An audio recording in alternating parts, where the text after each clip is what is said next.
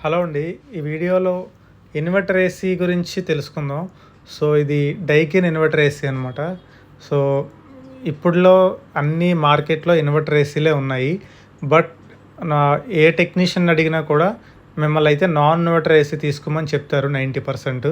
ఎందుకంటే board complaints అనేవి చాలా ఎక్కువ. సో, ఈ డైకిన్ ఏసీకి బోర్డ్ అనేది డ్యామేజ్ అయిపోయింది. సో, ఇది రిపేర్ చేయడానికి కూడా ఛాన్స్ లేదు. సో, అందువలన ఇంకొక కొత్త బోర్డ్ అయితే ఆర్డర్ పెట్టి తెప్పించాము.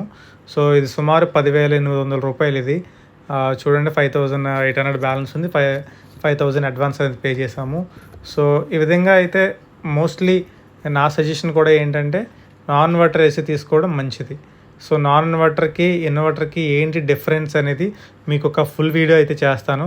ఆ వీడియో ఎంతమందికి కావాలో అది కామెంట్ అయితే చేయండి. ఈ వీడియోకి లైక్ చేయండి. మీకు అసలు నాన్ ఇన్వర్టర్ ఏసీ ఎలా వర్క్ అవుతుంది, ఇన్వర్టర్ ఏసీ ఎలా వర్క్ అవుతుంది మీకు చెప్తాను.